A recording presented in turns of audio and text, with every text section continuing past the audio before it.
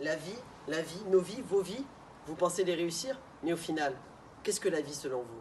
Pour certains, elle se matérialise par l'accumulation frénétique de billets verts, tandis que pour d'autres, elle s'oriente vers la recherche du bonheur ou la satisfaction du travail accompli. Alors oui, vous avez sûrement votre propre idée de la vie. Nous connaissons tous des personnes qui donnent des leçons du haut de leur jeune pouce, alors qu'il leur faut entre 20 ans et 50 ans pour se tailler des pensées qu'ils auront enracinées durant leur développement. Je sais, du moins, nous savons que malgré 50 ans passés, la vie pour quelques-uns se résume toujours à idéaliser des faits pour oublier leur réalité. Cependant, certains se battent face à l'adversité de la vie, se tracent des objectifs à respecter, s'efforcent de vivre en respectant leurs valeurs. Je pourrais vous dire que la vie est rose, je préfère vous dire qu'elle est verte, d'un vert flamboyant, de succès et d'échecs. Mais qu'est-ce que la vie? Doit-elle être stéréotypée? Les épreuves ne sont-elles pas nécessaires? Tant de questions, mais quelle est la vraie voie? Votre voie? Alors, afin d'éviter de s'égarer sur des chemins de traverse, je vous propose une définition authentique du mot échec. Je vous suggère de revenir aux sources maintes fois définies, redéfinies, philosophées, rephilosophées d'une notion. Étymologiquement, l'échec vient du perse et du latin et signifie ne pas réussir quelque chose, ne pas obtenir quelque chose. Alors, certains me diront, mais qu'est-ce que tu connais, toi, du haut de tes 19 ans? Après tout, je ne suis qu'un simple arbrisseau, non? Souvent, ces mêmes propos viennent de personnes blasées par le désert de leur vie où la seule perception qu'ils ont est un dromadaire à moitié déformé par la chaleur d'un rêve devenu un regret.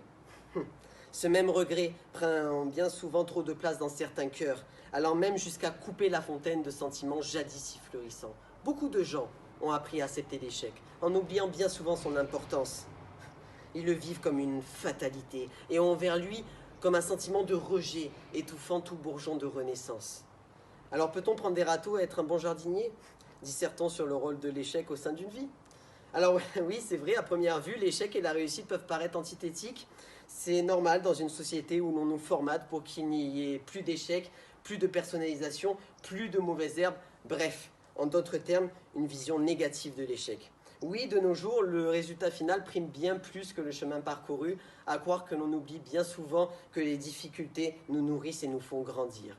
L'échec a pourtant un rôle dans notre développement personnel. Toi, derrière ton écran, nous avons la même enveloppe refermant une histoire, des sentiments, des valeurs, des joies, des peines, des défaites, des victoires. Vous avez appris de vos échecs, de vos déceptions, de vos erreurs, et vous êtes là devant moi. Vous avez planté, semé des graines d'idées, vous les avez arrosées, binées, bêchées. Je sais, vos idées ont pris de grosses pelles, des coups de râteau, voire même de pioche, mais avec vos différents parcours, vous leur avez permis de germer sous le soleil de vos différents apprentissages. Vous êtes jeune, vous êtes fort, avec une tête bien plus remplie d'espoir que de déception, bien plus remplie de rêves que de désillusions. Alors osez, tentez, rêvez. Pour ma part, j'ai rêvé d'être ici, devant vous, à croire que le fruit de mon travail a bien mûri. Vous devez sûrement connaître cette phrase que l'on doit à Voltaire, il faut cultiver notre jardin. En d'autres termes, il revient à vous et à vous seul de relever les difficultés, de les surpasser pour entretenir votre bonheur.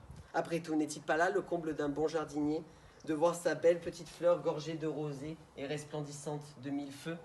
L'échec joue notamment un rôle dans l'apprentissage de la vie. Vous pensez que je vais argumenter avec des propos cartésiens, mais je vais choisir un exemple simple, basique, les sentiments amoureux.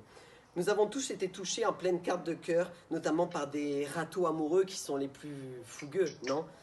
Les premiers nous tranchent le cœur, nous avons souvent tendance à enterrer le robinet de nos sentiments qui par la suite se rouvrent très vite à la vue d'une belle marguerite, n'est-ce pas? Ils sont douloureux, mais ne nous permettent-ils pas de mieux définir entre ce que l'on veut et ce que l'on ne veut pas? Et comment? En évitant de humer le mauvais parfum d'une herbe. L'échec joue un rôle évident dans l'évolution de l'homme, avec un grand H. Il a construit le chasseur puis le paysan. Il a élevé le docteur et le savant. Grâce à l'échec, nous avons grandi. Grâce à l'échec, Curie et Pasteur ont guéri des maladies incurables. Grâce à l'échec, Neil Armstrong a marché sur la Lune. Grâce à l'échec, vous êtes là, devant moi.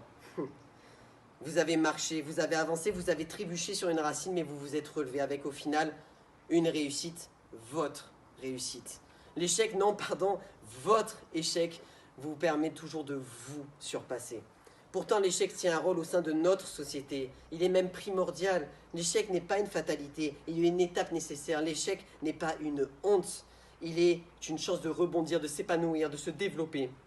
L'échec ne doit pas être caché, il doit être montré, dépassé. Nous ne sommes pas parfaits. Non, excusez-moi, nous sommes mieux. Nous sommes uniques.